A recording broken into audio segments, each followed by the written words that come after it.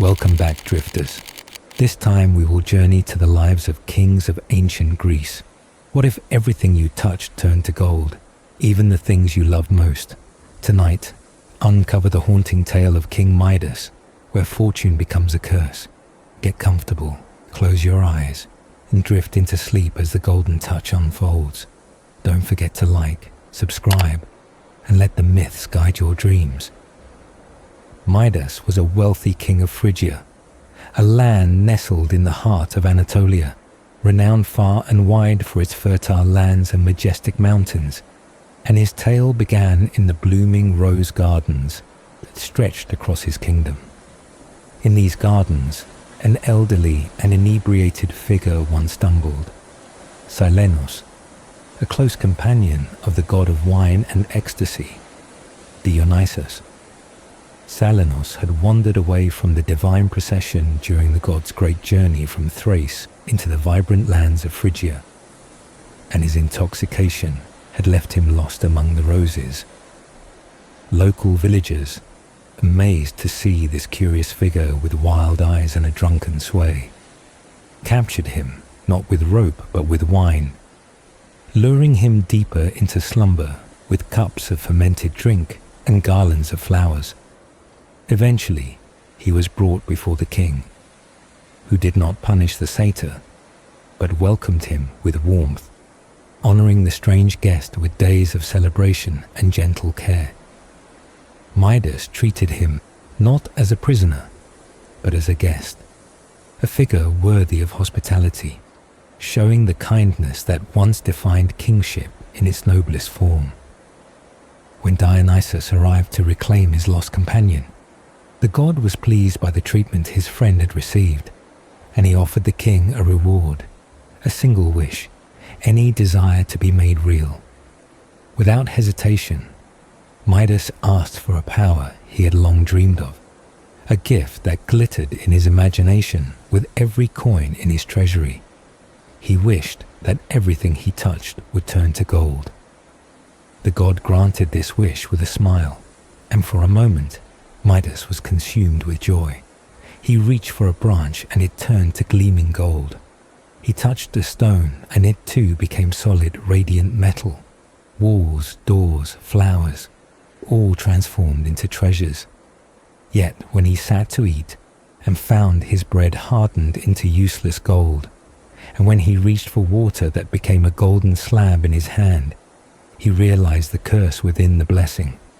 Hunger gnawed at him, thirst scorched him, and soon he feared for even the ones he loved, for a touch could turn them into lifeless statues of wealth.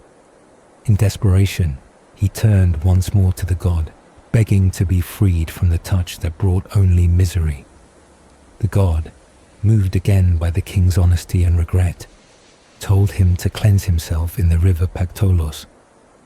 Midas obeyed, wading into the gentle current, and as the water flowed over him, the golden curse washed away, flowing downstream and settling in the sands of the riverbed, where it glittered ever since, giving rise to legends of golden sand in that sacred river.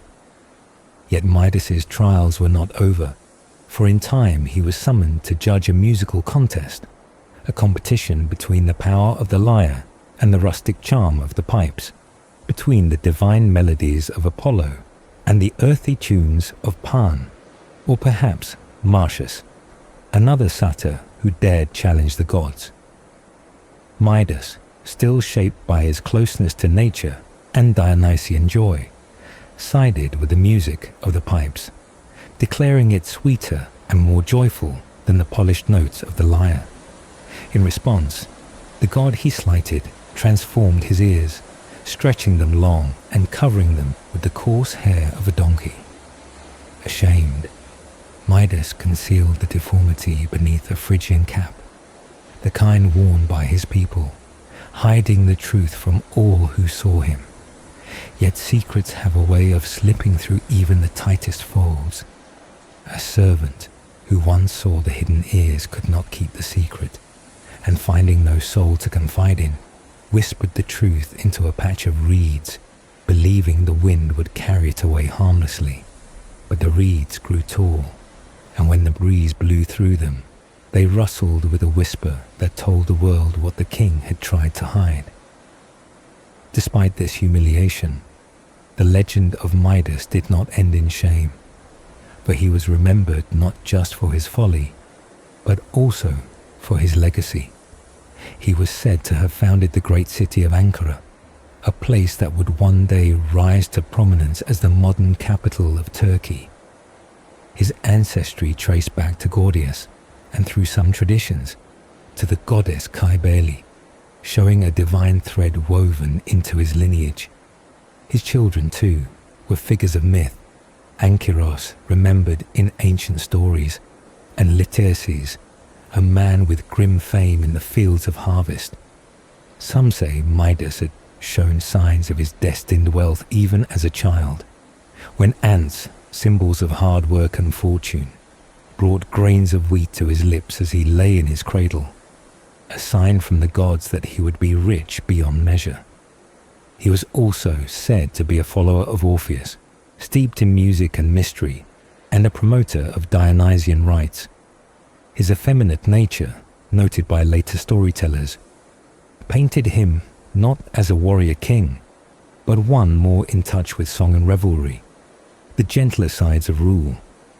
Perhaps it was this sensitivity that led him astray, that caused him to wish for gold, to choose the pipes, to hide his ears, not out of pride, but fear. In the lands he ruled, near Mount Bermion, where the Bridges once lived before they journeyed into Asia and became the Phrygians, his name echoed. He was called the Berecyntian hero by poets, his identity forever tied to that mountainous home and the gods who passed through it. His story, woven with themes of greed, regret, transformation, and truth, became part of the larger fabric of myth, a reminder that gifts can be dangerous, that judgments can have consequences, and that even kings must face the whispers of the wind when they try to bury their secrets in the silence of nature. Midas received the old satyr Silenus with warmth and care, treating him not as a stranger or a captured creature, but with kindness and respect, inviting him to stay within the palace walls and offering him food, drink, and conversation for 10 full days. During that time, the two spoke often, and Midas listened to the satyr's wild tales, strange philosophies, and laughter-filled riddles, his voice echoing through the golden halls of the palace.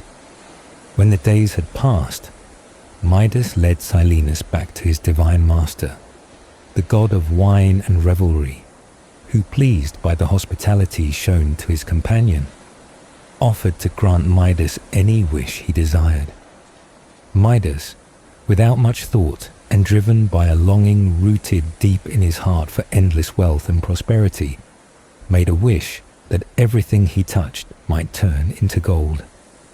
This request, though foolish, was granted without hesitation, and from that moment on, his hands turned all they brushed into shining metal.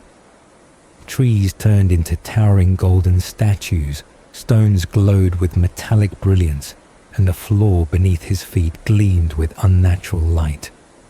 At first, the king was overcome with joy, watching his palace shimmer with new riches, but the delight faded quickly when he sat down to eat, and found that the food before him became solid gold at his touch. Meat, bread, fruit, and wine, all useless now. Hunger overtook him, and fear set in, for he realized that the gift was a curse. He turned again to the god who had granted the wish and pleaded for the power to be undone. Dionysus, seeing the king's regret, ordered him to bathe in the river source of Pactolus near Mount Tmolus. Midas obeyed, stepping into the flowing water, and as he bathed, the golden power left him and sank into the sand of the riverbed, which from that day forward shimmered with grains of gold, a gift to the land from the king's folly. Yet the story of Midas did not end with that river, for a second tale told of another encounter, this time with a satyr who came uninvited, bringing laughter and mockery. This satyr ridiculed Midas for the shape of his ears, which resembled those of a satyr and, perhaps, hinted at his nature. Midas, having learned from his mother the ways to capture these elusive beings, devised a trick. He poured wine into a well, and when the satyr drank from it, he became drunk and drowsy. Soon he collapsed into sleep, and Midas captured him without struggle. Over time, stories placed this well in different regions. Some said it was near Timbrium and Tyrium. Others said it stood near Ancyra. The location may have changed, but the tale remained the same. Later in life, Midas found himself involved in yet another contest that would shape his fate. It was a competition between two gods, one who played the lyre and the other the flute. The judge was Tmolus, a mountain god, who listened carefully and ruled in favor of the music from the lyre, its sound clear, elegant, and divine. All who listened agreed, except Midas. He alone declared the flute more pleasing. This simple choice angered the god of the lyre, and as punishment, he transformed Midas's ears into those of a donkey, long and covered in rough hair. Midas, ashamed of his new appearance, wore a Phrygian cap to hide them from the world. Only his barber, the man who trimmed his hair, discovered the secret. The weight of this knowledge became too much for the servant to bear. Unable to tell another soul and sworn to silence, he dug a hole in the ground, whispered the secret into it. King Midas has ass's ears, then filled it back up and walked away, feeling relieved. Yet nature did not keep the secret. Reeds sprouted from that very spot, and when the wind rustled through them, they whispered what had been buried, spreading the truth with each breeze that passed through. Midas's shame, once hidden, became known to all who listened to the whispering reeds. And still, another end was told, one far darker. It is said that in the end, driven by despair or regret, Midas drank the blood of an ox to end his life. Whether it was shame, sorrow, or something else that pushed him to that act, the result was the same. His story came to a close, not in gold or glory, but in silence.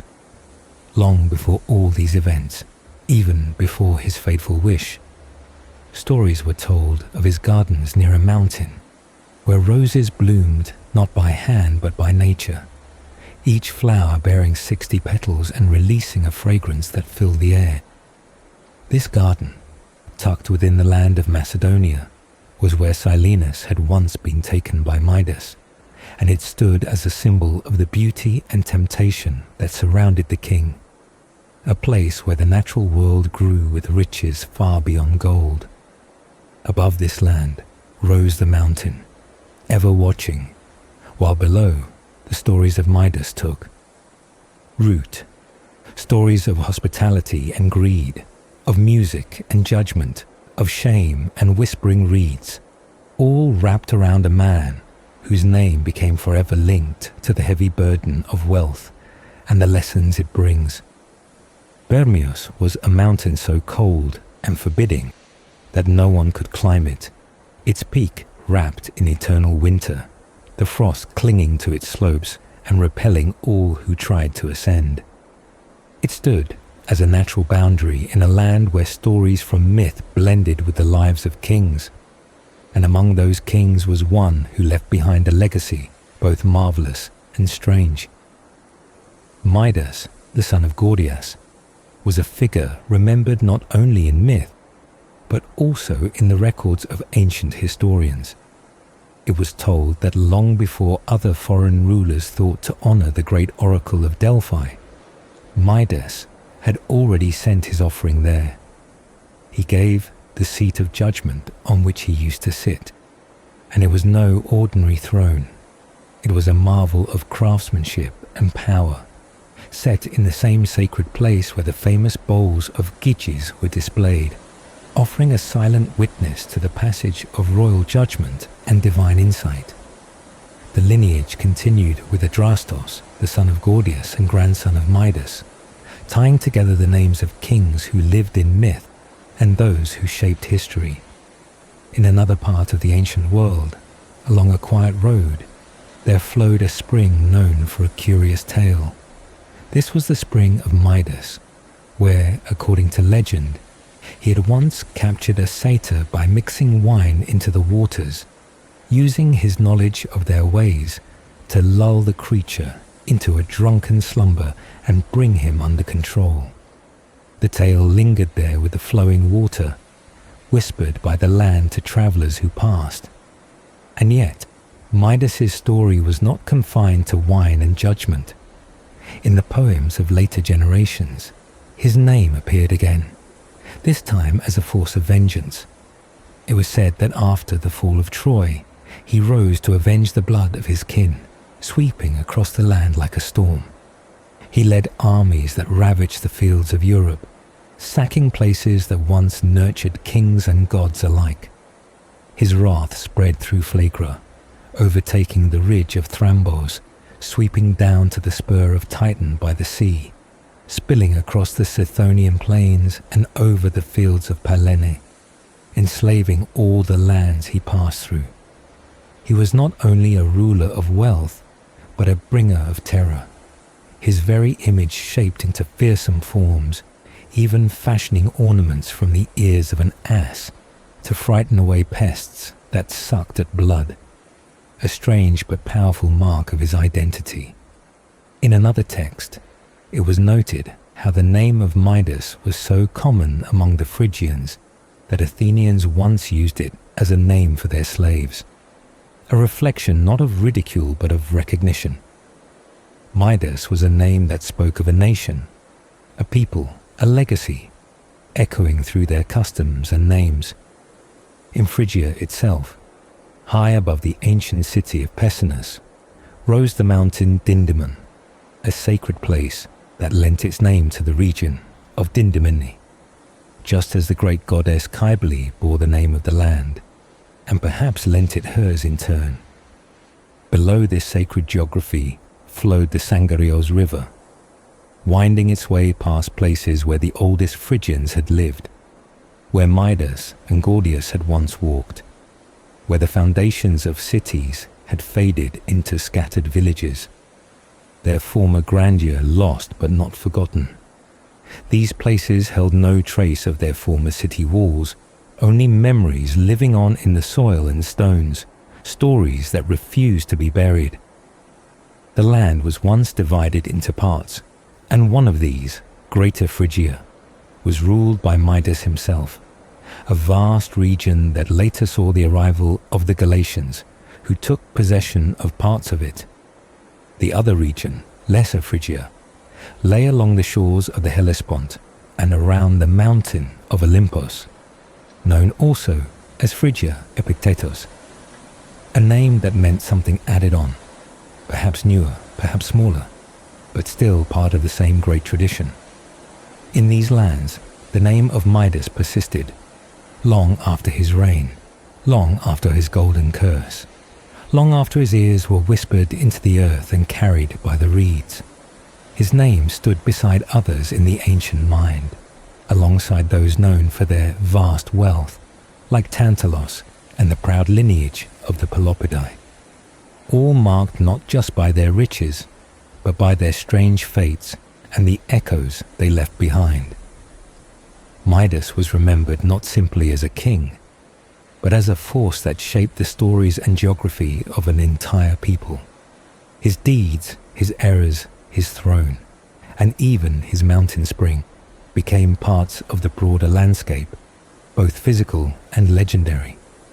From cold mountaintops to whispering reeds, from sacred rivers to buried cities, the story of Midas stretched out across time, rooted in history but wrapped in myth, woven into the very soil of Phrygia and the hearts of all who remembered. Gold flowed from the mines around Phrygia and Sipylus, glittering riches buried deep within the earth. But the gold of Midas was said to come from those nestled near Mount Bermios, a place whose veins ran rich and yellow beneath layers of rock and thyme. In that same land stood the city of Ankara, known today as Ankara, once founded by Midas, son of Gordias, a king whose touch would become legend. The name of the city itself was said to come from an anchor, an object the king had discovered and taken as a sign, and even in later centuries, the anchor was still there, resting within the sanctuary of Zeus, a relic so old it had turned into myth, but still believed. Nearby was a spring, still flowing, still remembered, known as the Spring of Midas, and it was from this very water that the king had once mixed wine to ensnare Silenos, the wandering companion of the god of wine. The wine was a trap, not out of malice, but strategy, for when the old satyr drank deeply and fell asleep, Midas was able to capture him, and so began a chain of events that would lead to a wish, a curse, and a lesson remembered by all. Not far from Ankara lay Pesinos, beneath the looming shadow of Mount Agdistis, a place sacred and silent, said to be the burial site of Attis. The land was filled with such echoes, where every stone seemed to carry a story, and every hill remembered a name. The Phrygians claimed a powerful goddess as their own, a figure the Greeks knew as Rhea, but whom the locals called by another name. She was the goddess of women, the Great Mother, and the Phrygians insisted that she was the very mother of Midas himself, a divine bloodline that lifted their king beyond mortal rule. In the city of Kyllene, the ground once split open without warning. Rain poured from the sky, and the earth, hungry and sudden, opened its mouth and swallowed homes, lives, and families into its depths. The people cried out, and the king, seeking guidance, turned to the gods. The oracle told him that only his most precious possession could seal the abyss and calm the earth.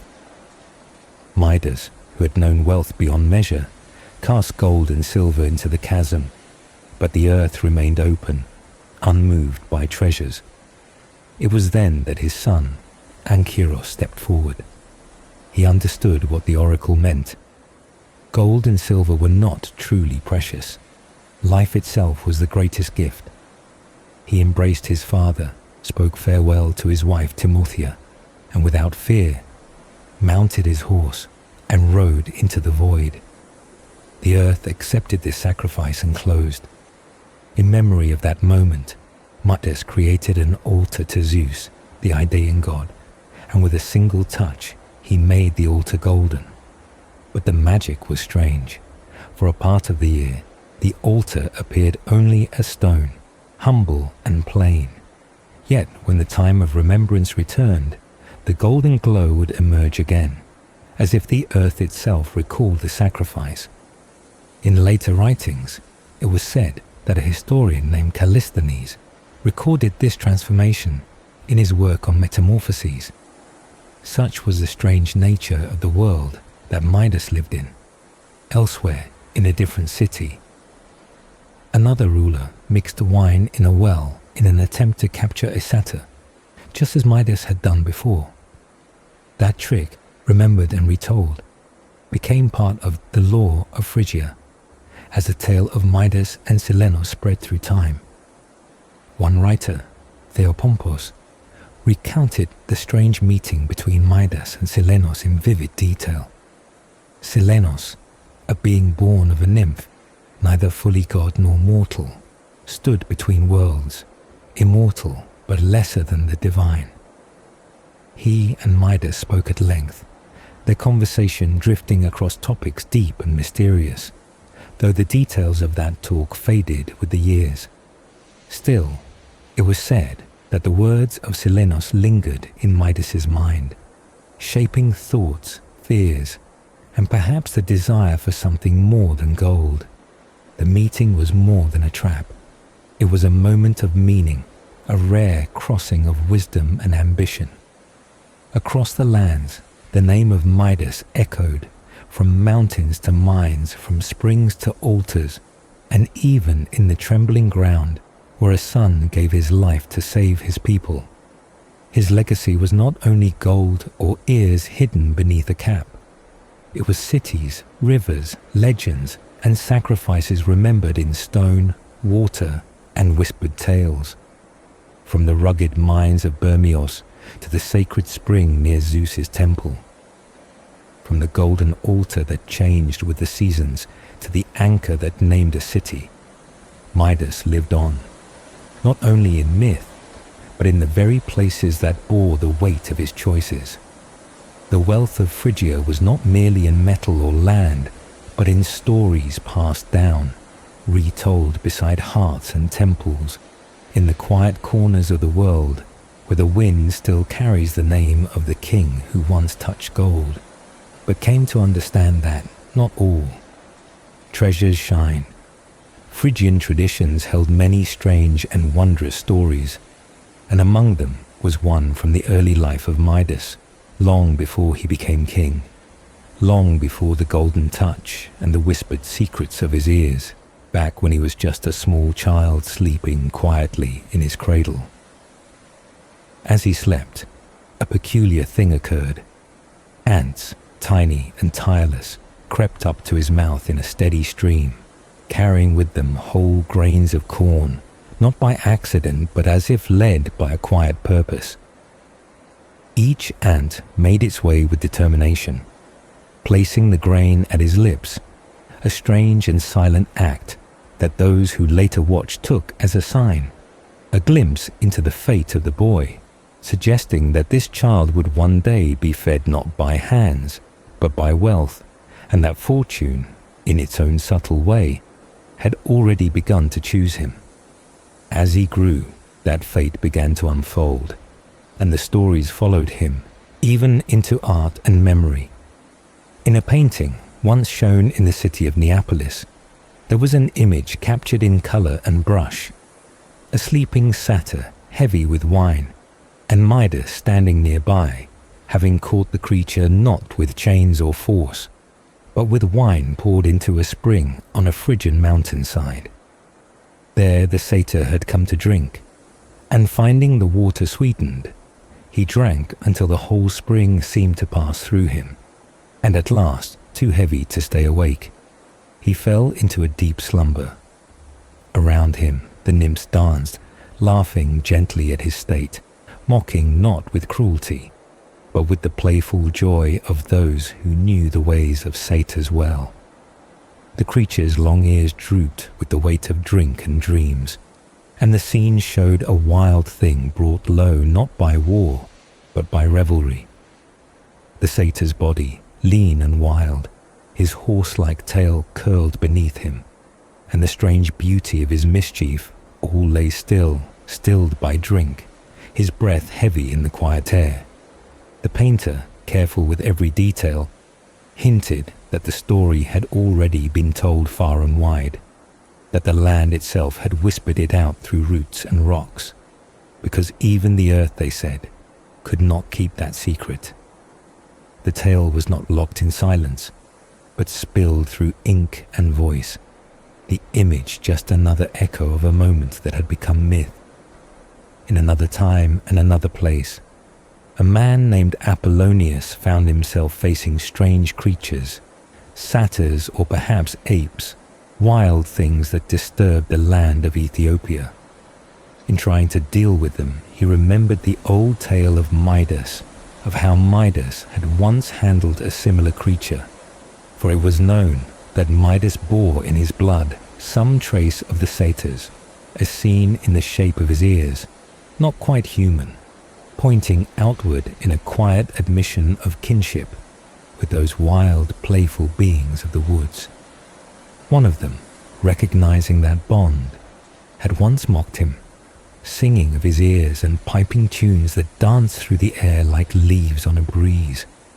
But Midas, recalling what his mother had told him long ago, that a satyr made drunk would lose its strength and find its senses again, set a plan in motion.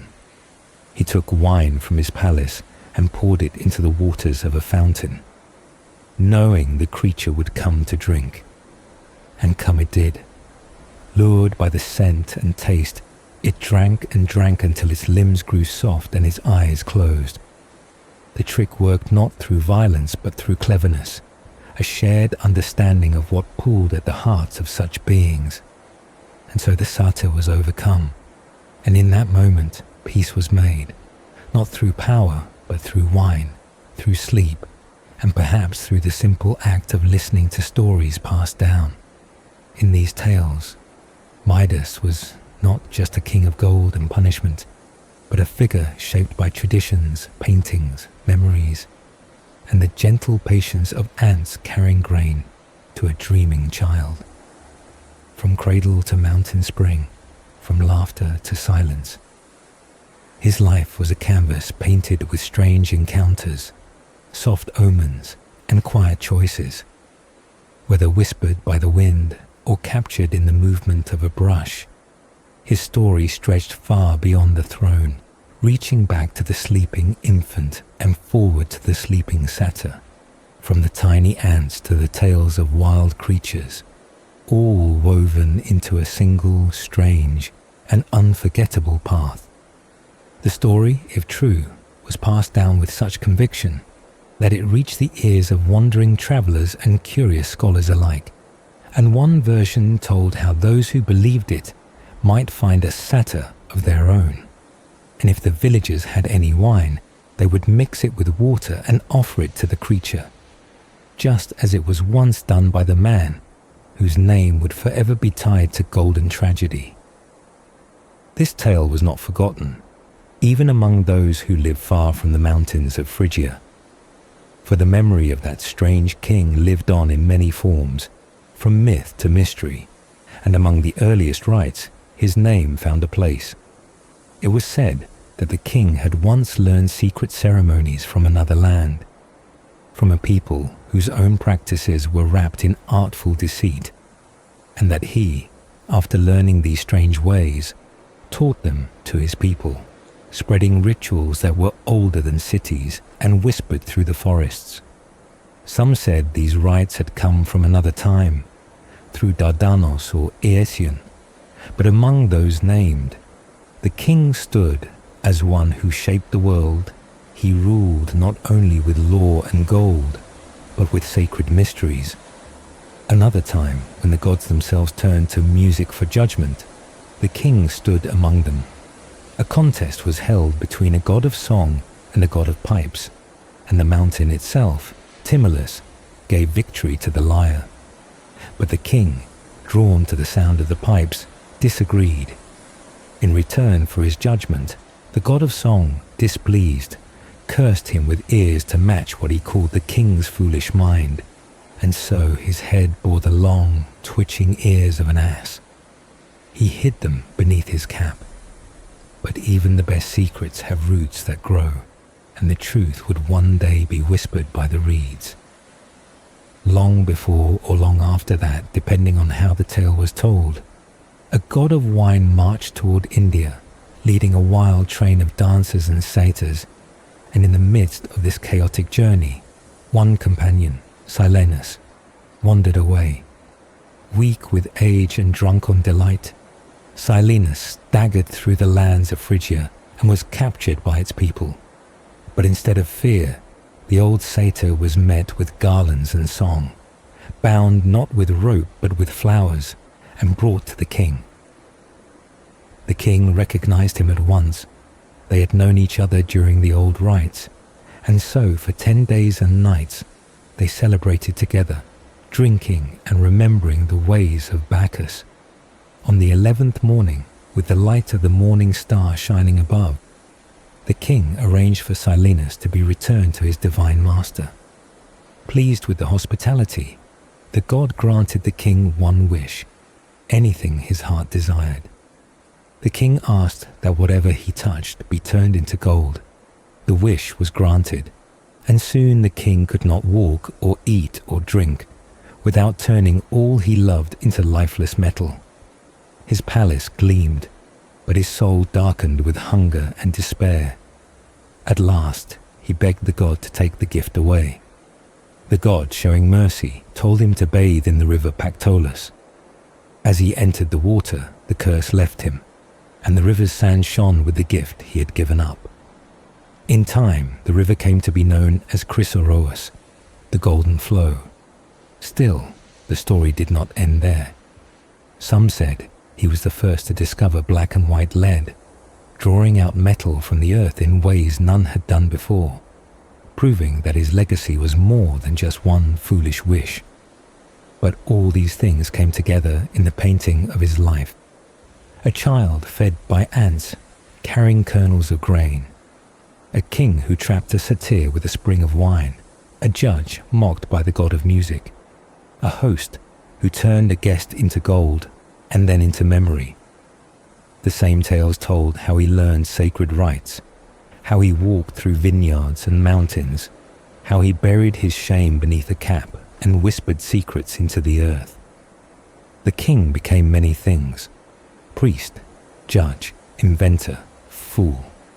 And though the lands changed and the names shifted, his story clung to the air like the scent of old wine, retold again and again as a reminder that even the most golden touch can become a curse when guided by desire instead of wisdom. And so, in paintings, scrolls, whispers, and reeds, the tale continued, always beginning with the child, always ending with the river. This dimmed the lofty multitude of stars. King Midas and Silenus went from there joyful together to the Lydian lands. There, Midas, still delighted by the company of the old satyr whom he had once captured and treated kindly, now returned him safely and respectfully into the care of the one who cherished him the most. The young god, delighted to see his foster father again, received Silenus with affection, overjoyed to have the wild and wise companion back at his side. Grateful for Midas's generosity and loyalty, the god offered the king the right to choose any reward his heart desired, an offer as generous as it was dangerous, for it was left open to the king's own wisdom or folly. Midas, without delay and blind to the consequences, made a request that would soon unravel the peace he had known. He asked that everything he touched be turned into yellow gold. The god, saddened by the choice, granted the wish nonetheless, knowing that the king's heart was set not on wisdom, but on wealth. And so the Berycynthian ruler, proud and eager, departed with joy in his heart, though the joy was hollow, resting not on truth, but on illusion. To test the promise, he reached for the nearest thing, a branch from a low-growing holm oak, and as his fingers grasped the twig, it transformed. Its bark hardened and shimmered, and what once bent softly in the wind now gleamed stiffly with a golden sheen. He bent to pick up a dark stone and watched as it lost its dull surface and became pale and bright with a golden hue. He touched the ground, and the clod of earth beneath his feet turned into a weighty mass of shining metal. He plucked dry stalks of wheat, ripe and ready for harvest, and with each touch, the humble grains were reborn as priceless treasure. An apple he picked from a nearby tree, its skin golden even before the transformation, became something so radiant that it might have come from the garden of the Hesperides themselves. He laid a hand upon the doorposts of his palace, and the wood that had welcomed his people for years now shimmered as if sculpted by celestial hands. He reached down to rinse his hands in a flowing stream, and the cool water, instead of washing away the dust, glittered and hardened in the instant, the drops clinging like liquid gold to his fingers, recalling the legendary rain that once fell upon Danae. His thoughts raced with boundless dreams, his mind filled with visions of riches beyond count, imagining a world where all around him glistened with the glow of eternal wealth. And even as he rejoiced, his servants brought out a feast, the table prepared with great care, laid with fine meats and fresh bread, offerings to both appetite and tradition. But when he reached for the bread, the very gift of the earth itself, it turned stiff beneath his touch, no longer nourishment but decoration, golden and lifeless. He picked up a piece of tender meat, hoping at least to taste a little, but the moment his teeth grazed the flesh, it turned to metal, flaking in golden shards, useless in his mouth. He tried to drink, mixing wine with water as he always had, a custom both sacred and ordinary, but the wine too turned into gold, warm and heavy, burning his throat not with fire but with weight. His mouth, once full of flavor, now held only the taste of metal. As hunger gnawed at him and thirst pressed upon him, his joy crumbled. The golden touch, once a dream, now cursed every moment. He was rich in form and poor in soul, burdened by the very thing he had asked for, unable to eat, unable to drink, tormented by treasures that had no use. He lifted his hands to the sky, his arms glowing with the gift that was now his torment, and he cried out in despair. His voice, cracked by hunger and thirst, rose up to the heavens in plea. He begged for mercy, for forgiveness, for relief. He had wanted wealth, but now he only wanted to be free. The god, patient and watching, heard the sorrow in the king's voice and saw the regret written across his golden skin. Because Midas had confessed his mistake, because he had seen his error and begged with an honest heart, the god took pity. He undid the promise, erased the favor, and lifted the curse, but not without a final task. To be free of the golden touch forever, the king was told to journey to the river, the very one that would carry away the curse in its flowing water, a river not yet famous, but destined to become known for its golden sands, carrying in its currents the burden once laid upon a man who had wished for more than he needed. They flow by that great town of Sardis and upward trace its waters, as they glide past Lydian heights, until you find their source. Then, where the spring leaps out from mountain rock, plunge head and body in the snowy foam. At once the flood will take away your curse. King Midas did as he was told, and plunged beneath the water at the river's source, and the gold virtue granted by the god, as it departed from his body, tinged the stream with gold, and even to this hour adjoining fields, touched by this ancient vein of gold, are hardened where the river flows and colored with the gold that Midas left. After the curse was lifted, and his hunger and thirst were no longer tortured by the golden touch, Midas turned away from riches entirely. He no longer saw gold as a blessing, and abhorring wealth, he left his palace and all his treasures behind. He wandered into the woods and fields, preferring the quiet of nature to the noise of courts and wealth.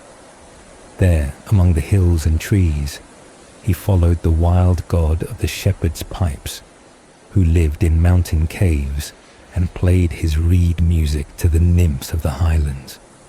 Though Midas had escaped one mistake, his mind still lacked wisdom, and it was this same simple thinking that once more caused harm. On one fateful day, he followed the mountain god to the high slopes of Mount Tmolus, a towering peak that looked far across the seas and separated great Sardis from the small land of Epipa. There, surrounded by rocks and trees, the god of rustic music gathered the mountain nymphs and began to boast about his skill, claiming his melodies on the wax-bound reeds were greater than even the songs of the god of light. In his pride, he even dared to challenge the sun god himself to a contest of music, and the nymphs, curious and half-believing, agreed. It was decided that the mountain itself, Tmolus, would be the judge. The ancient spirit of the mountain, rising in silent strength, made himself known. He seated himself on the stony ridge, clearing his ears of branches and leaves that had grown upon them. His long blue hair was crowned with oak, and acorns hung like ornaments from his temples. With a voice that rumbled like wind through cliffs, he gave his word. The contest would begin without delay, and his judgment would be final. The mountain god played first, blowing across the reeds with a rough breath, and a raw sound echoed through the forest. The melody was wild and strange, sharp and uneven, but it pleased Midas, who happened to be there, and he swayed to the notes as they danced through the air. When the song ended, the mountain god nodded, and then turned his whole face toward the other player. The trees followed the motion, leaning in the same direction, as if even the forest itself wished to hear what would come next. The god of the lyre stood shining in robes of deep purple, crowned with laurel from Mount Parnassus, his golden hair falling in graceful waves. In his left hand he held the lyre, carved with gems and ivory, and in his right the plectrum that plucked the strings. When his fingers moved, the music flowed like water from the heavens. Every note was smooth and full of light, and the air shimmered with the sound. The melody wrapped around the trees, touched the rocks, and filled every ear with warmth and awe. When he was finished, the mountain spirit did not hesitate. He declared the lyre had triumphed over the pipes, and all who stood there agreed, all but one. Midas, unmoved by the beauty, called the judgment unfair. His voice rose with protest, blaming the mountain for its choice.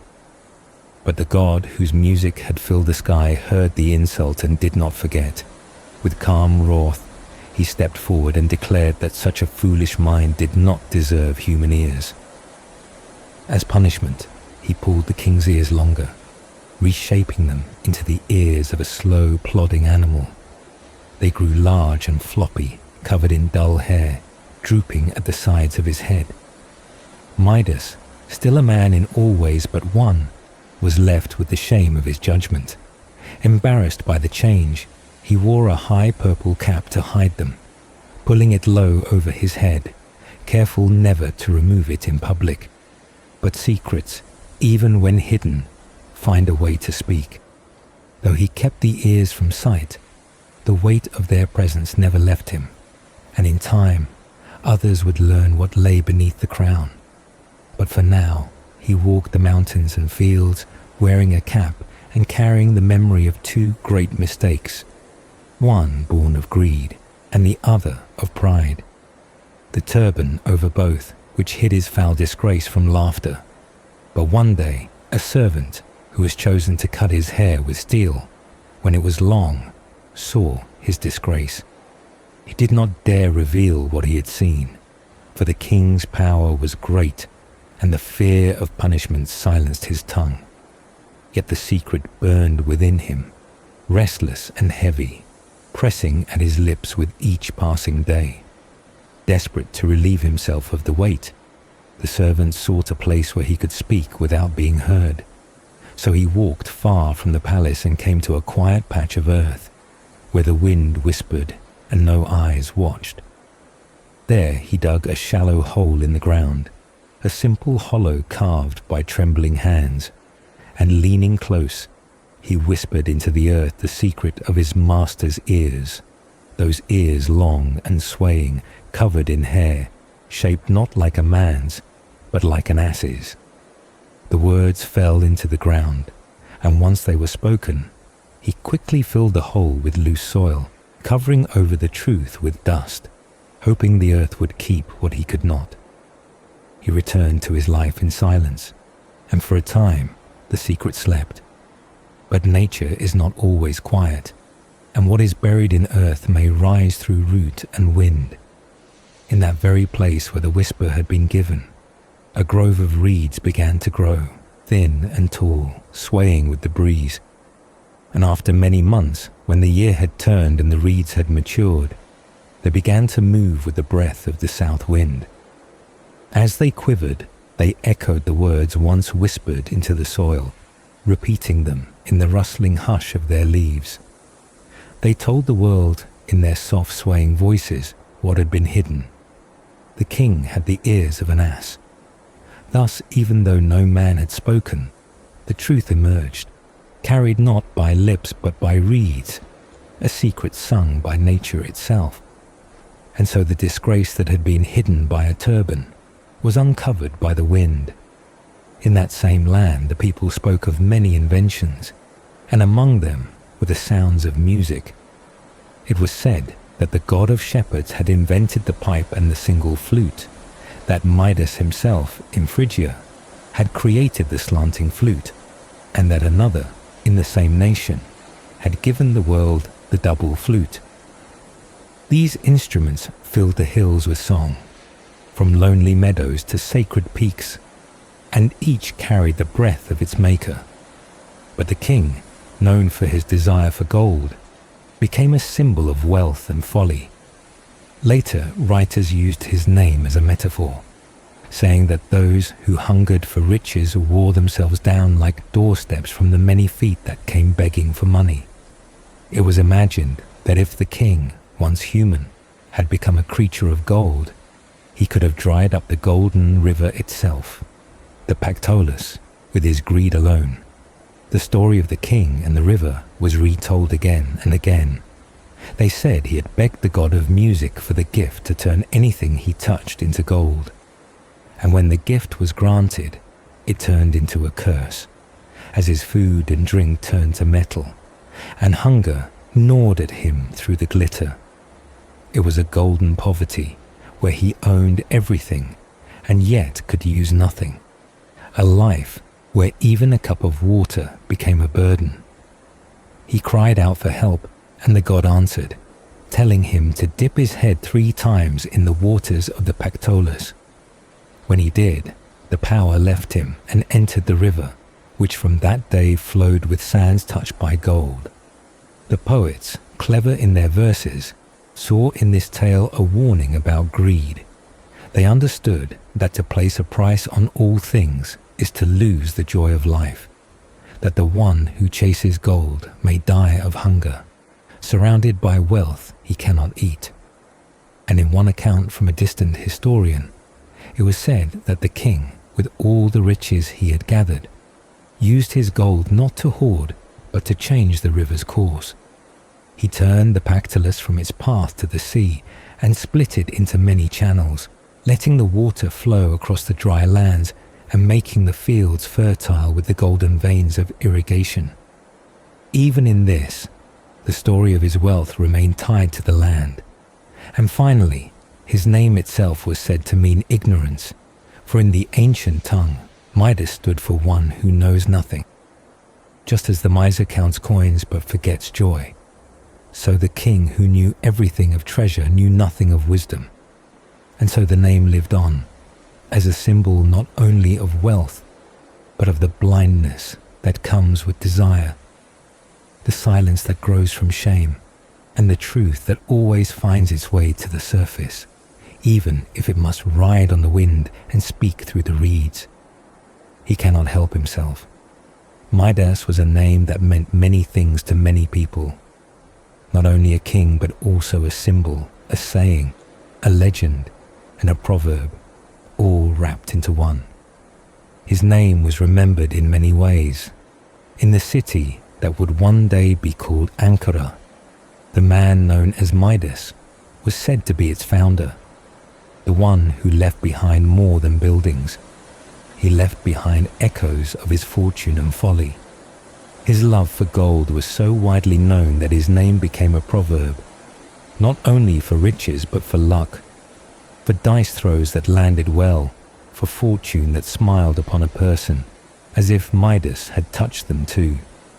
To call someone Midas the luckiest at dice was to say they had the favor of fate, that their chances always turned out golden. But not all sayings were kind. Another proverb said, Midas with ass's ears, spoken not just in mockery, but to point out someone who could not escape notice, someone whose secrets grew too large to stay hidden. Some believed the phrase came from his many spies, suggesting he heard everything, or from a village he owned that was named Ota Onu, which meant ass's ears. Others said the ears were a punishment, that he had offended a god or made a foolish judgment in a musical contest, or had simply been cursed for harming those the god loved. Still others said the ears just reflected what was already there, that they were big and wide because he listened too much, like an ass, or like a mouse, the only creature that hears better. No matter the reason, his ears became legend, and his story one of visibility. No matter how hard he tried to hide, he would never pass unnoticed.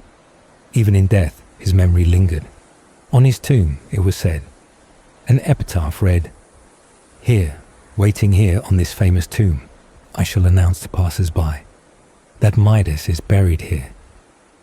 A message that did not seek silence but called out to be heard, just as the reeds once did, whispering the truth of his ears to all who would listen.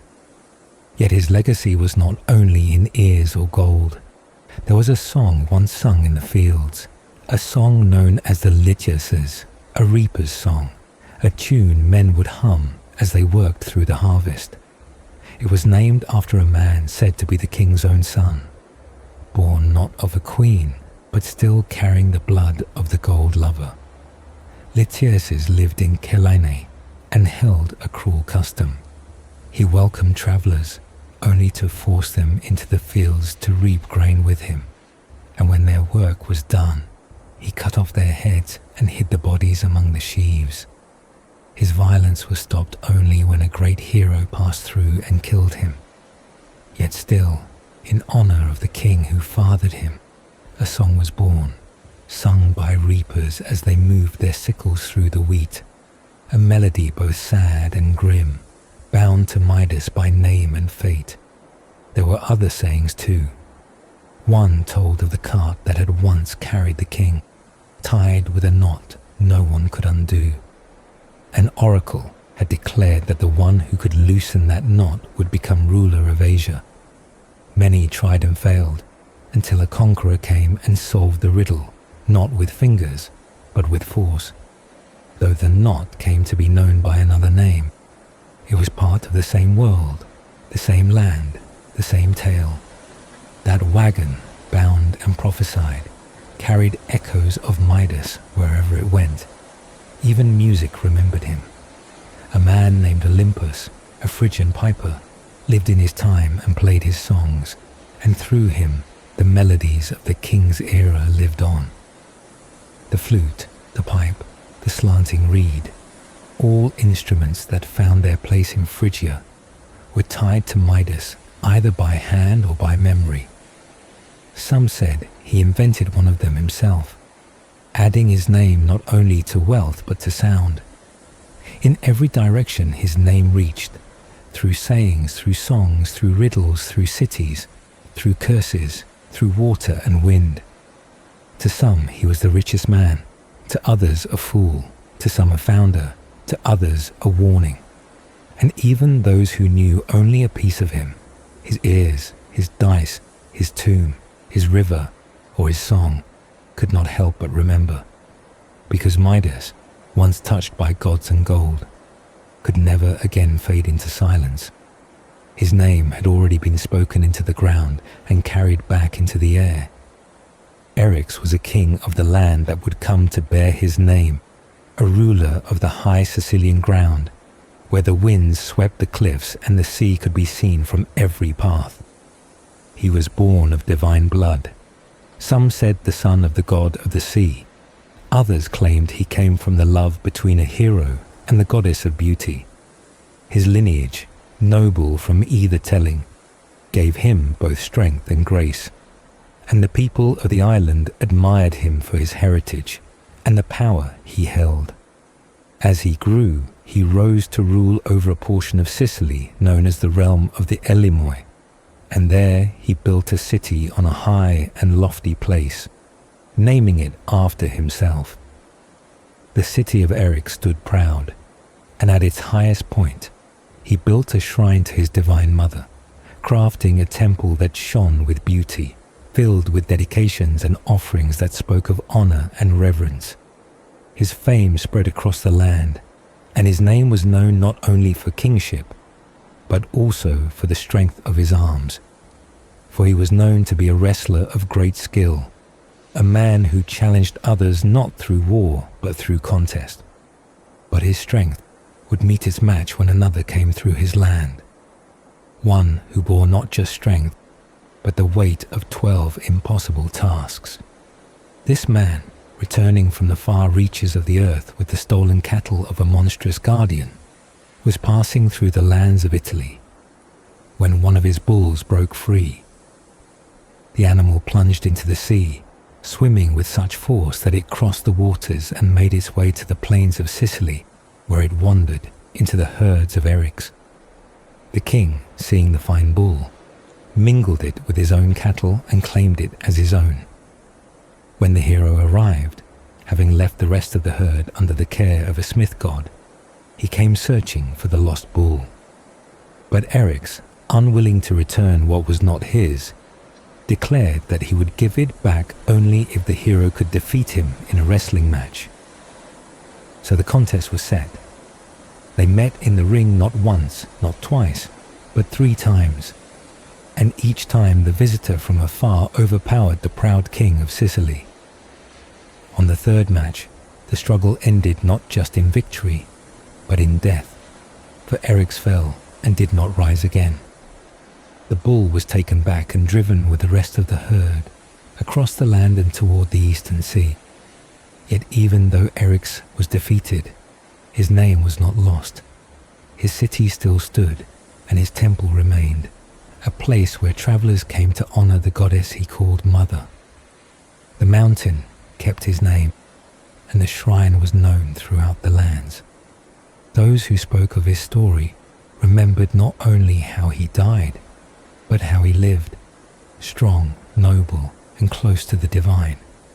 His father, in one telling, was the sea god who ruled the waves and caused the earth to quake, and in another, it was the brave and doomed man who once leapt from a ship, drawn by the singing of dangerous voices.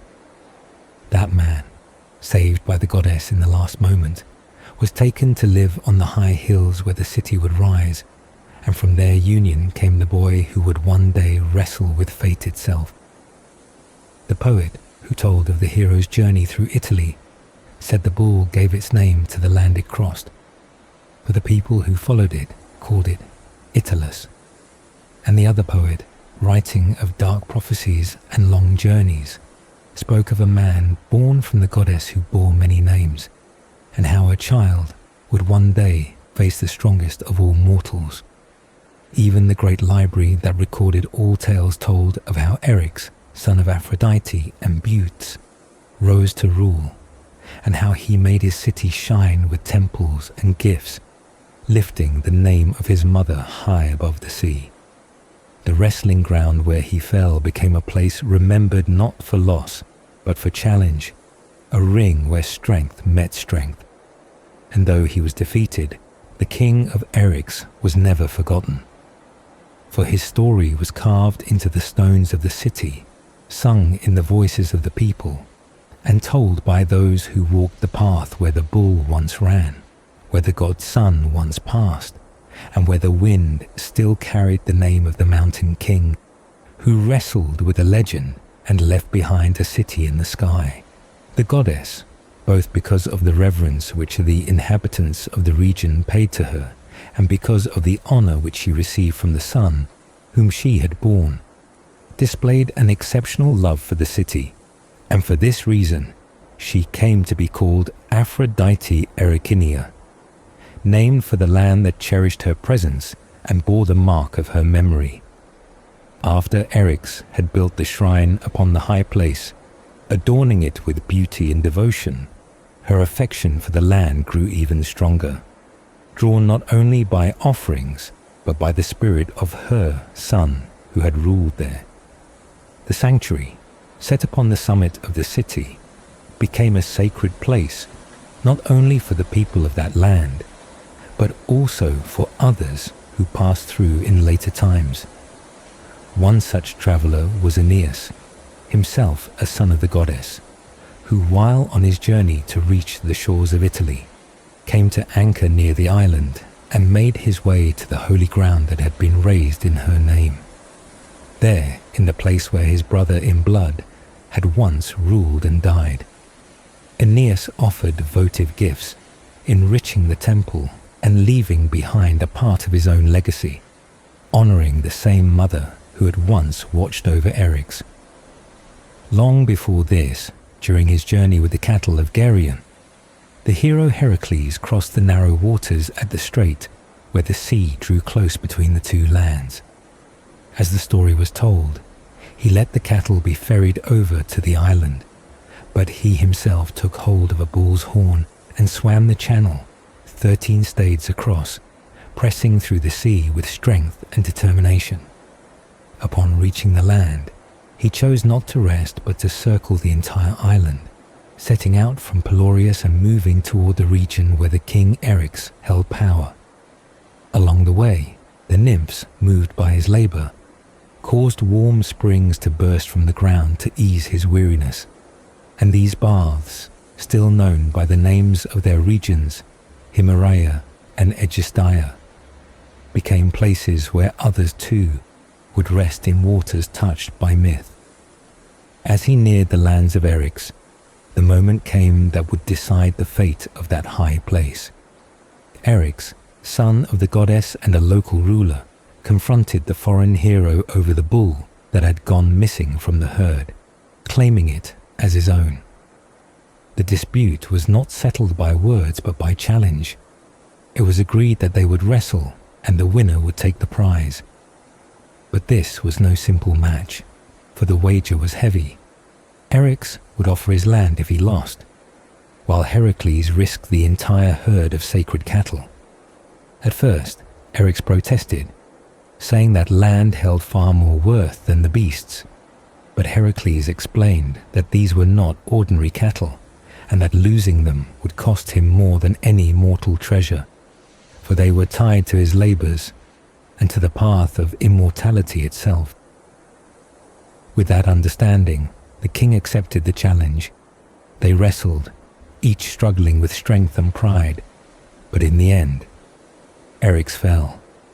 Defeated, he forfeited the land, and Heracles did not claim it for himself, but gave it to the people who had lived there, saying they could tend it and enjoy its fruits until a descendant of his own line came to reclaim it. And so it remained in their hands for many generations. The promise did not fade with time, and eventually it was fulfilled. Many years later, a man named Dorios, from the line of kings in Sparta, came to the island, remembering the words and rites of his ancestor. Believing the district of Eryx belonged not to foreigners, but to those born of Heracles, he journeyed to reclaim it. When he arrived, he founded a new city there, calling it Heraclea, giving it the name of the one who had once wrestled for the soil. This tale too was remembered by travellers and writers, one of whom told how Dorius, son of Anaxandrides, took up the journey not for conquest, but for justice, believing that the land, once won by contest and sealed by promise, should be restored to the bloodline of its rightful victor. The people who heard the story knew that Eryx had not simply been defeated, but had become part of something larger, a name held in both reverence and history. His city, his shrine, his contest, and the goddess who watched over it all. These things were woven into the fabric of the island, where mountains met sky and the sea, carried stories from shore to shore. Even in loss, Eryx had become eternal, his name spoken by heroes and carved into the land he once called his own. Eryx was to depart with the cows of Geryon, for Heracles at the time was driving these away, and when they swam across to Sicily, he too crossed over in search of them near the bent olive tree. The journey of Heracles with the cattle was one filled with trials, for the beasts were not easy to contain, and when one or more slipped away and crossed the strait into the island, Heracles had no choice but to follow. His crossing took place near a twisted olive tree, a landmark that later travelers would come to recognize, its branches leaning as if bent by the weight of the hero's passing. The favor of heaven was more partial to Heracles than it was afterwards to Dorius the son of Anaxandrides, for although Heracles defeated the local king, Dorius, who came later to reclaim that same land as a descendant of the hero, met a far worse fate. Heracles killed Eryx in combat, but Dorius himself and the greater part of his army were destroyed by the Egestaeans, a people who would not surrender the land so easily. In the time of Heracles, contests of strength still decided the outcome of great matters, and the cattle of Geryon were known for their fame, their strength, and their beauty. They came from Erythia, far to the west, and were prized like treasure. The men of those days made it their business to amass such wealth, horses, cattle, and other living prizes that were signs of fortune and favor. Eurystheus, the one who had set the labors of Heracles, had chosen this herd for its reputation, sending Heracles on a long and perilous journey. Eryx too, who was reigning in Sikelia at the time, was drawn to the herd with a deep desire. He saw their strength and rarity, and he wanted them for himself. But Heracles had not come to surrender them. So when Eryx demanded the cattle, Heracles challenged him to settle the matter by wrestling, each man placing a heavy wager on the outcome. Eryx staked his kingdom, while Heracles placed the cattle on the line. Though Eryx believed the land was of greater value, Heracles made it clear that the herd was bound to his purpose, and losing them would mean the failure of his divine labors. The fight was fierce, but in the end, Eryx was thrown and killed, and Heracles took back the bull and continued his journey. The land, rather than being claimed as a spoil of war, was given by Heracles to the local people with a promise. They could keep the land and harvest its bounty until a descendant of his blood returned to claim it. That promise would echo through the generations. Many years later, Aeneas, fleeing the shores of Carthage after the fire of betrayal and loss, came once more to the land of Eryx. He was greeted not just by the memory of his brother, for he too was a son of the same goddess, but also by the old friend Acestes, who welcomed him warmly. The city still stood, and the name of Eryx still rang across the hills. Aeneas, passing through with the memory of the past pressing on his path to the future, looked upon the place with reverence, knowing it had once been touched by both blood and greatness. The Queen of Carthage, who had once looked upon Aeneas with hope and longing, had even offered him safe passage to the lands of Eryx, speaking of Acestes as a king, and of the region as a place where Aeneas could rule. And still further on, during the sacred games held in honor of Aeneas's father, the shadow of Eryx fell again. As the boxing contest was about to begin, an old champion named Entellus was slow to rise. Acestes urged him, asking where the pride of Eryx had gone, where the strength that once filled the island had vanished. He reminded Entellus of his old teacher, none other than Eryx himself, and held up the gloves that Eryx once wore, heavy and deadly, made of oxhide and weighted with lead and iron. The sight of them stirred the crowd, for they were not just relics of the past, but weapons that had once struck down giants.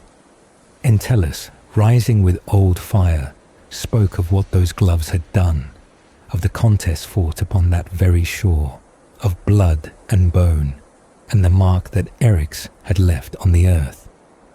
He said that had anyone seen the gloves of Heracles himself, or witnessed the duel between the two, they would understand the weight of the moment. Those gloves, he said, were the very ones worn by Eryx when he had faced the mighty son of Zeus. The leather was still dark with dried blood, still hardened with the memory of violence, and Entellus had once worn them too, back when youth flowed through his limbs and the strength of Eryx still pulsed through his fists. The games were held not only for sport, but to keep alive the memory of such figures. And Eryx was remembered not just as a king, but as a fighter, as a teacher, as a name that had shaped the island's past, from his birth, tied to a goddess, to his rule, to his fall at the hands of a hero, to the legacy he left behind in shrines and gloves and stories. Eryx became more than a man. He became part of the ground he once ruled, part of the wind that moved through the boxing ring, part of the sea that Aeneas crossed, and part of every tale where strength meets fate and leaves behind a name that will not be forgotten. Nor yet had envious age sprinkled my temples with snow. But if the Trojan dares declines these weapons of ours, and this is resolved on by good Aeneas and approved by my patron Acestes, let us make the battle even. At your wish, I wave the gauntlets of Eryx, dismiss your fears, and take off your Trojan gloves. The challenge had been issued, the stakes clear, and the silence of the crowd held the weight of expectation. Though the old man stood firm in age, his spirit still burned with the fire of the past, and though his limbs no longer held the swiftness of youth, his pride had not faded. He had been trained under the shadow of a great name, by one whose strength was once known across the island and beyond. Eryx had been more than a king, more than a warrior. He had been a symbol of physical might, of practiced blows and disciplined power. The gauntlets he had worn were not ordinary tools of combat, but weapons carved from oxhide and filled with metal and lead, heavy with memory, stained from old contests, thick with the weight of battles past. The crowd remembered those gloves. They remembered what they meant. And now, in the shadow of that name, a man stood ready to fight not only for victory, but to honor a teacher whose legend had shaped him. Still, to make things fair, he offered to set aside the very tools that had once belonged to Eryx, so that fear would not cloud the contest. He removed the old gloves, took up simpler ones, and faced his opponent with equal ground. But before the bout could begin, to prove that the strength within him had not faded, he turned to the beast nearby, a great bull, the prize of victory, and without hesitation raised his arm. With a swing born of pure force and memory, he brought the heavy gauntlet down between the animal's horns. The skull cracked, the bones shattered, and the force drove deep, splintering into the creature's brain. The bull fell in an instant, collapsing in death with a violent tremor that sent dust rising into the air. The ground shook from the blow, and the silence that followed was filled with awe. The man, chest heaving from the strike, stood above the fallen bull and lifted his voice. From the depth of his spirit, he spoke aloud to the one who had once taught him, to the name whose strength still echoed in that place. He offered the life of the beast as a tribute, as a replacement for the blood that would have been spilled in the ring. This better life I offer you, Eryx, instead of the death of Dares. Here, victorious, I laid down the gauntlet and my art. With those words, the challenge was ended. The fight was declared won, not by the fall of an opponent, but by the force of history, by the remembrance of a name, by a blow that showed what the body could do when guided by memory, pride, and legacy. The gloves were lowered, the honor preserved, and the circle of contest closed beneath the shadow of Eryx. Many years before, that same name had met his own end in battle.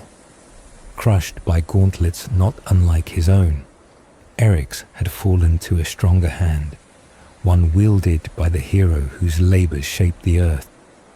Heracles, in his journey across the world, had fought many, some with weapons, some with strength alone, and among them was the king of Sicily. Their match was fierce, decided by force and resolved through skill. Eryx fell to the power of Heracles, brought down not by age but by might. And in that moment, the gloves passed from one legend to another. The story of Eryx became not one of simple defeat, but of lasting memory, of a name that returned again and again, in contests of strength, in words of honor, in gestures of tribute. Even in death, his legacy remained, stitched into the hide of old gloves, recalled in the weight of each blow, and named aloud in the space between fighters. Those who remembered him did not remember only the king who ruled the high place, or the man who built temples in the name of his mother. They remembered the fighter, the teacher, the figure who once faced gods and men alike. His end was written in struggle, but his name lived on in the hands of those who stood where he had once stood, beneath the same sun, facing the same earth, speaking to the same wind. And when the gloves were lifted, whether to fight or to fall, they carried with them the memory of Eryx, heavy not just with leather and lead, but with legacy. Osiris was a king who ruled over the land of Egypt during a time of great hardship, when the skies withheld their rain and the soil gave no crops, and the people suffered under the weight of a drought that stretched on for years without end.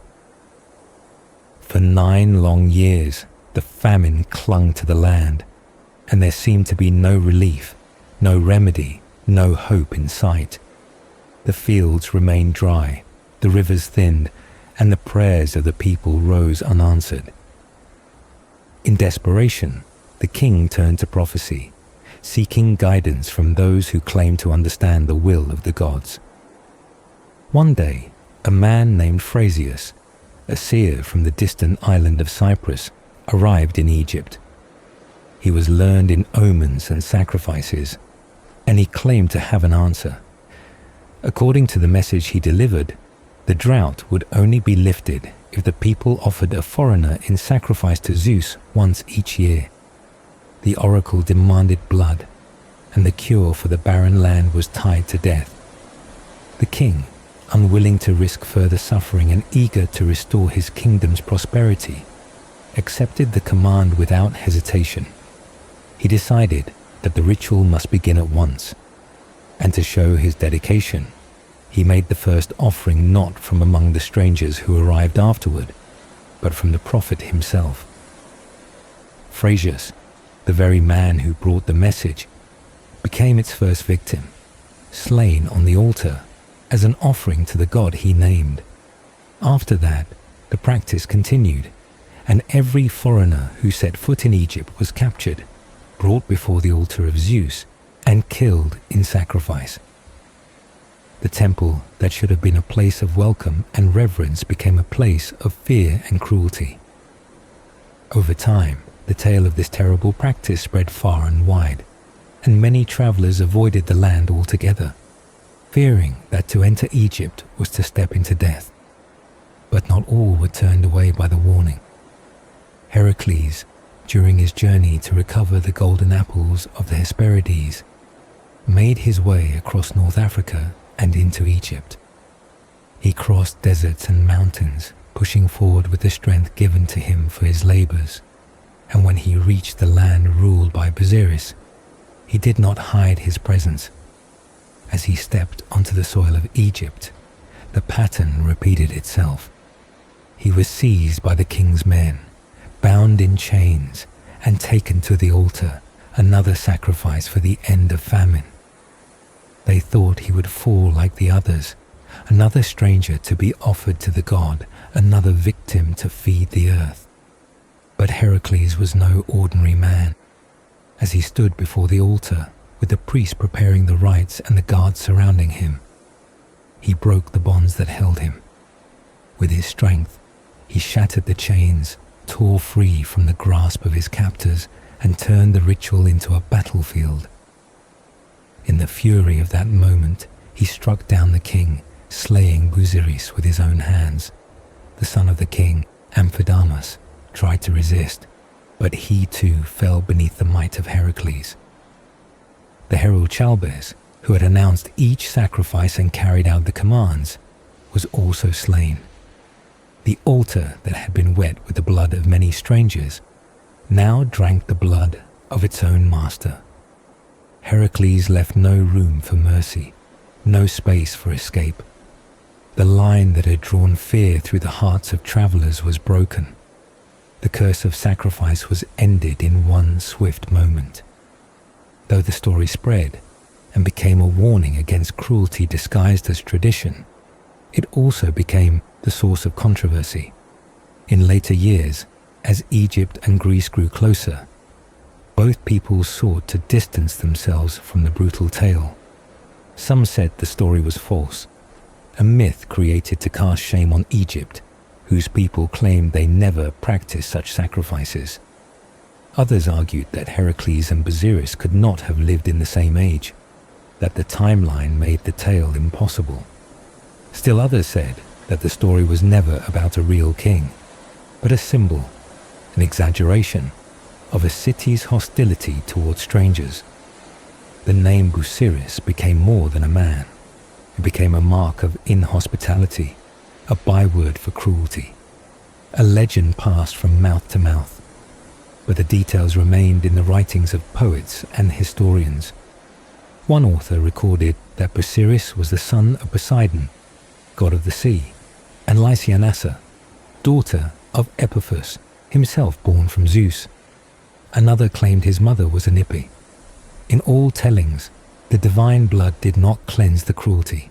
His offspring, including a son named Amphidamas, or sometimes Melite, were caught in the same fate, struck down by the same hand. Even in lost plays, the story was told. A tragedy once dramatized the moment on the stage, where Heracles stood chained, where the altar rose behind him, and where the hero's strength overturned the sentence of death.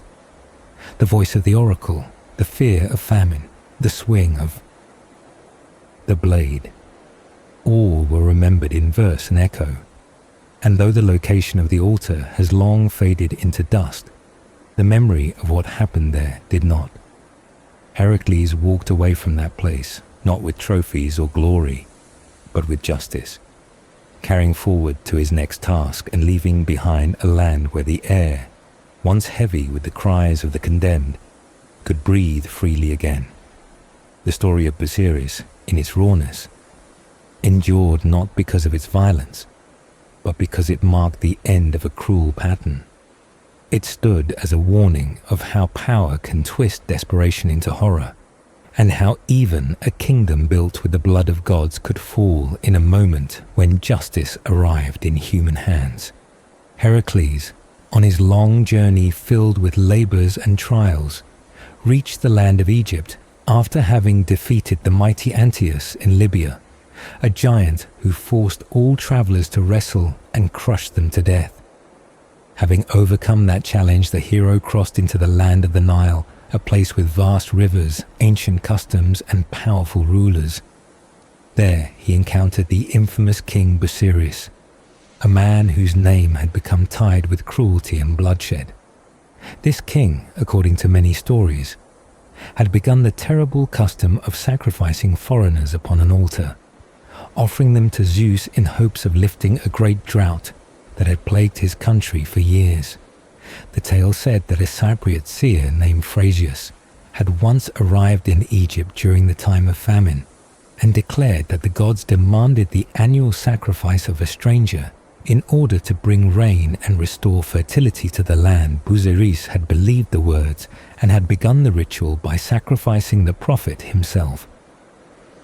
After that, he continued the practice without pause, capturing every outsider who entered Egypt, binding them, and offering them to the altar in hopes of keeping prosperity within his kingdom.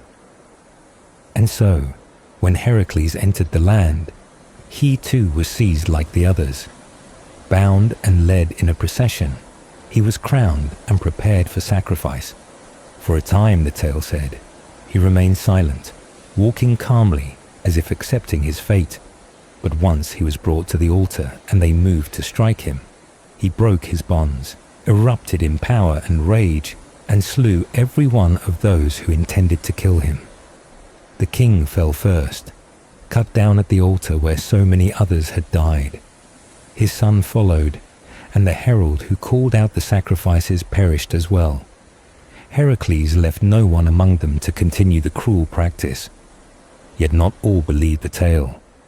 The historian Herodotus, who travelled widely and studied the customs of Egypt, dismissed it as a foolish invention of the Greeks.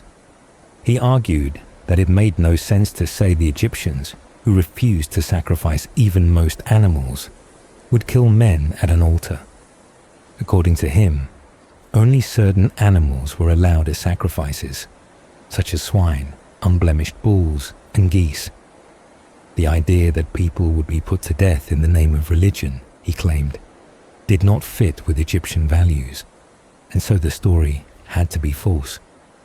Still, the myth endured in many other sources, each telling a slightly different version, all placing Heracles as the hero who ended the savage custom by killing the man who had allowed it to grow. In another version of the tale, Busiris was portrayed not just as a slayer of travelers, but as a pirate king who sent men across the sea to steal women of great beauty. In that story, he had heard of the Hesperides, daughters of Atlas and Hesperis, whose loveliness and virtue were known across the world. Desiring them for himself, he sent ships to capture them and bring them to Egypt. But Heracles, who was on his way to fulfill his final labor and retrieve what was called the golden sheep of the Hesperides, heard of the abduction. Already in motion from defeating Antiochus in Libya, he turned his attention to Egypt, and when he reached the land, he attacked Busiris and put an end to his crimes. Afterward, Heracles traveled even further, sailing up the Nile and reaching Ethiopia, where he encountered another king, Emathion. That ruler attacked Heracles without cause, and so he too fell beneath the strength of the hero. After this, Heracles continued with the task he had been given, but the memory of what happened in Egypt remained as one of the key moments in his journey, when justice was served and cruelty destroyed. Later thinkers and writers, including Plutarch, saw a pattern in the hero's actions. Wherever Heracles went, those who sought to harm him met the same fate they intended for him. He was not the first to strike, but he always responded in kind. When Busiris plotted to kill him, Heracles sacrificed the king instead. When Antiochus challenged strangers, Heracles wrestled him to death. When Kyknos attacked him in single combat, Heracles slew him. When Termeros tried to use force, Heracles crushed his skull. Each act was a response, each one measured and rooted in justice. Whether or not the historical Egyptians practiced such rituals did not matter in the stories. The myth served a purpose. It showed how Heracles stood for strength used righteously, how he brought an end to evil wherever he found it, and how he turned the tools of harm back upon those who built them. The story of Busiris lived on, repeated by poets, historians and travelers, sometimes with details altered, sometimes with names changed, but always with the same outcome. A foreign hero, bound for sacrifice, who refused to die and instead destroyed a king. The legacy of Busiris became a symbol of inhospitality, a warning wrapped in myth, and a reminder that even the strongest kingdoms could fall when their leaders turned to bloodshed. Heracles walked away, stronger than before, the chains broken, the altar silent, and the kingdom left in peace. Busiris, the cruel king of Egypt and son of the sea god and a daughter of the Nile, ruled a land scorched by a long famine that lasted 9 years. The parched earth yielded no crops, and the people, desperate and starving, turned to oracles and seers from distant lands for answers. One such seer, named Thrasius, arrived from Greece and claimed to know the will of the gods. He said that the drought would end only if a foreigner was sacrificed to the gods. The king, desperate to restore prosperity, decided to test this grim prophecy by killing the very man who delivered it. Thrasius was the first victim, and when the rains eventually returned, the king took it as a sign that the practice was blessed. So he continued the sacrifices, killing every traveler who passed through his kingdom. The land of Egypt, once known for its wisdom and grandeur, became infamous for the blood that stained its altars. Word of this inhumane ritual spread far and wide, and it was not long before the story reached the ears of a great hero on a journey of his own. He was making his way across the known world, carrying out a series of labors that tested his strength, will, and endurance. After slaying a giant in Libya who crushed strangers to death by forcing them to wrestle him, the hero entered Egypt, where the same cruelty awaited in another form. This time, he did not resist. He allowed himself to be captured, adorned with the garlands and fillets of sacrifice, and led quietly to the altar like all the others. The priests and the king rejoiced, believing their ritual would soon be completed once again. But as the king raised his voice to invoke the gods and prepare the offering, the hero broke free. With the same strength that had overcome giants, lions, and monsters, he shattered his bonds and seized his mighty club. In a flash of fury, he struck down the king, the priests, and all those who had taken part in the bloody custom. The altar that had drunk the blood of so many now drank the blood of its own master. The land of Egypt was freed from the curse of human sacrifice, and the name of Busiris, once feared, became a symbol of justice served. Yet not all believed the tale. Some, like Herodotus, doubted the truth of such stories, pointing out that the Egyptians had deep reverence for life and would not even sacrifice most animals. He called the tale of Busiris a foolish invention of the Greeks, a misunderstanding or perhaps a purposeful insult meant to depict foreign lands as barbaric. Still, the story was told and retold in many forms. Some said the king had abducted innocent women from distant lands, including the daughters of Atlas and Hesperus, whose beauty drew his lust. Others said he lured travelers with hospitality and then turned on them with treachery. But no matter the version, the ending remained the same. The hero triumphed. In later writings, poets and dramatists used the story of Busiris as a symbol of tyranny and his downfall. One poet imagined the hero boasting of his deed, declaring that he had slain the man who defiled sacred temples with strangers' blood. Another showed his wife mocking him for dressing in women's clothes while in another kingdom, and pointed to Busiris as someone who would have been ashamed to fall to such a victor, reminding the listener that even the strongest had moments of weakness, but justice and strength still prevailed. Roman writers like Ovid and Virgil referred to the altars of Busiris with disgust, painting him as a figure of horror whose name stood for cruelty and betrayal. Seneca, in his tragedies, included Busiris among the many who had fallen before the might of the hero's hands. In his own words, the hero listed Busiris alongside giants, monsters, and tyrants, all conquered and laid low as part of the journey given to him by fate. No temple, no king, no altar was strong enough to stand against his mission. And though the tale was debated and its truth questioned, it held power because it spoke of retribution, of the downfall of evil, and the strength of one who stood against death and chose instead to deliver justice. The land once soaked in innocent blood was freed, the cruel king destroyed, and his legacy preserved only as a warning. Even the children and descendants of the king, who appeared in later genealogies and stories, bore the weight of his deeds. One son, Amphidamus, was said to have died alongside him. Another, Melite, appeared in myths only in passing, as if to remind the listener that the shadow of Busiris stretched far but never escaped its end. The memory of Busiris remained not as a ruler or builder, but as the one who turned against guests and paid the price. His end came not by army or rebellion, but by the hands of a single man, bound like a sacrifice and then rising as a storm.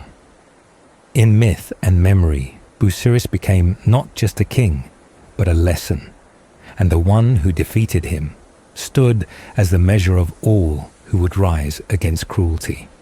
After the death of the great hero, his mother stood alone, her heart crushed beneath the weight of grief and dread, and she feared not only the absence of her son, but also the vengeance that might rise in his wake. She looked to the lands far and wide and wondered where she, an old woman now, could flee, knowing that the wrath of enemies slain by her son might turn toward her. For the hero had not spared those who brought harm to others, and his strength had scattered tyrants and crushed cruel kings wherever they ruled. She knew that if any remained, if any savage ruler had somehow escaped her son's wrath, they might now rise, emboldened by his absence, and seek revenge through her. She imagined every corner of the world holding danger, every border hiding those who mourned fathers and brothers killed by the hero's hands. In her mind, the sons of those who once knelt at altars stained with innocent blood would now come for her, demanding the price of justice, twisted by hatred. She could see them in her imagination. New tyrants, young and full of rage, children of the same cruelty their fathers embodied. She feared especially the thought that somewhere in the scorching lands near the sun's path, where the sands burned and the sky hung low with heat, there might rise a new heir to one of the most feared men her son had defeated. A young version of that same figure, ruthless, cold, and without mercy. A new Busiris, a new Antaeus, as if cruelty could be reborn in youth, and vengeance could pass from father to son like blood. If such a man arose, she thought, there would be no escape for her. She would be taken like a prize, like spoils from a battle long finished, led away in chains. Her grief would not protect her, her age would not spare her. And in her fear, she remembered what had happened to that former king, the one who ruled in Egypt and had once filled his altars with the blood of strangers. That name still lingered in the memories of poets and storytellers, not only as a man, but as a symbol of cruel worship, of sacrifice gone wrong. And though many called him evil, some whispered that even his hands had not yet taken the blood of children, that even his savagery had boundaries, however thin they might have been. Still, his name remained a warning. To invoke his altars was to speak of mercilessness, of judgment without kindness. To face his rights was to face death with no promise of peace. For long after his body had fallen, his name had taken on a life of its own, and writers and poets used it to express the hardest edges of human violence. Even centuries later, when distant lands and different wars were fought, people said that one would sooner prevail upon the altars of that ancient king than find mercy in certain courts or among certain enemies. To say his name was to speak of the very limits of cruelty, to summon the image of someone who offered no safety to those who wandered into his power. His defeat had been a triumph for the hero, one of many, and the blood that once stained the Nile was remembered in song and in poetry. The river that had once flowed calm and sacred had run red, and with that color came change. His altars, once towering with sacrifice, had been torn down not by time but by strength. That defeat became part of a long chain of victories, a list of deeds that had reached far across the world. The hero had battled flames and wrestled giants. He had fought beasts and braved the depths of the earth.